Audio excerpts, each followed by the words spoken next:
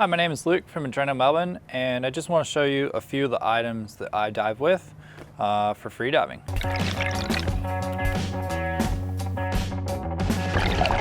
Starting with a mask, it's an Aqualung Technosub mask I've had for like 5 years.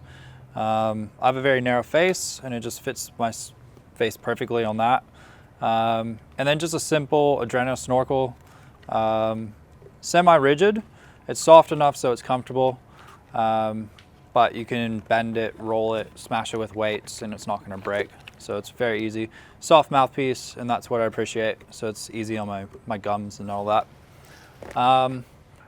In Melbourne, I use the thickest gloves that I can. So these are 4.5 mil gloves. I use it for spearfishing. I grew up in California diving with 5 mil gloves, so I'm very used to like those thick gloves.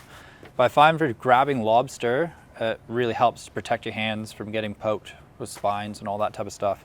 So year round, I'm actually using real thick gloves. That's just one of my things. Socks.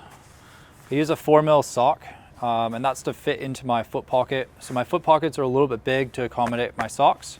I find that going into winter is when I get brand new socks. So about July, our water hits probably 11 degrees and it's going to go down to 9. That's where brand new socks are completely sealed. It's really nice. And then coming through kind of springtime, maybe October, November, you start putting holes into them and stuff like that. Water's leaking in and it's all right.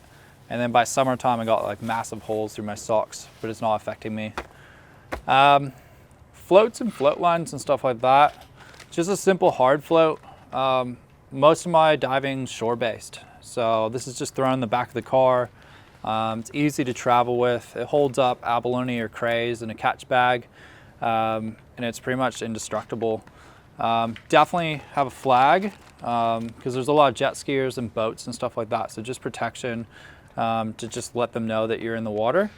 I always take a small catch bag, and that's just to pick up rubbish or crays and stuff like that.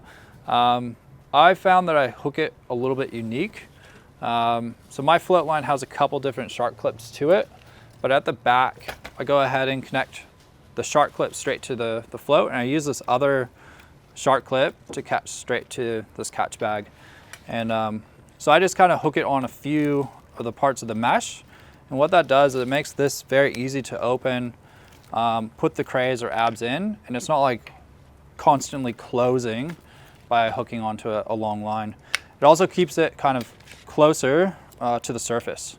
If it's all full of like squid and lobsters and stuff like that, less drag getting caught on kelp and rocks and stuff like that. Float lines, I own 2 different float lines. A 10 meter, which is going to be for shallow water in the bay, because the total depth is like 4 meters, 5 meters. And then for the back beaches, I use a 20 meter float line. And a lot of times I'm commonly diving to like 13, 14 meters, and it just gives that little extra. So when you're in current, you have a lot of line there. I'll never use a 30 meter float line. When I was younger, I bought one and I had to cut it into 2. So I had a 10 and a 20. So that's just a little bit too much line. Spear gun, summertime, it's kingfish season. So I'm using a Rife, it's a timber gun. They're extremely accurate and easy to sight. Just added a shark clip to the back of it. I have cut it down to a single wrap. So stock standard, they come double wrapped with the shooting line. Our Victoria waters, the visibility isn't that great. We usually have like 6 to 7 meters of visibility. So having it cut down just helps retrieve the spear. We're not really shooting that far. Weights and knife. So I use the precision weights by ADRENO. They stay in place with any belt, which is really quite nice. So they're not moving around. Don't have to use weight belt keepers or anything like that. And I run about 4 of them on my weight belt through summer. The other thing is I put the knife square on my back, and then I can reach it with any hand. It's just friction based, so it's just a very simple knife. But the nice part is it's on your weight belt and you'll never forget it. So that's what I do there for a weight. Wetsuits is 2 different conversations in Melbourne. So I use a 7 mil through winter, and I use up to like even a 3 mil for summer. But when I am using a 7 mil, I need more weight. So a weight harness with additional flat weights up my back is going to give me enough weight to get down and counteract all the buoyancy from a 7 mil. 7 mil wetsuit, I use a Rife wetsuit, and it's a long john and a jacket with a built-in hood. The reason why I'm using this guy is it has a special kind of silver lining, and the coolest part is it's smooth and it doesn't grab any of your hair or anything like that. So I'm a little bit sooky, and I can get into this dry if I only use hair conditioner on my hair and then slide right into it. So I'm not actually getting the whole thing wet or anything. So I'm very careful with it. And I've had that for a couple of years, very, very happy with it. Summertime, when the water is getting back up to like 23 degrees and stuff like that, just a simple ADRENO suit. This is our ProSkin. It's a smooth skin wetsuit with fabric lining on the inside. So again, getting into it dry, and it's a very quick drying wetsuit. So if you're boat diving or anything like that, this dries and you warm very quickly, and it's very easy to get in and out of.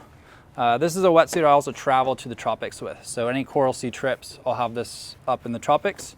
So 28 degrees, you could be in this all day long. I'm very, very happy.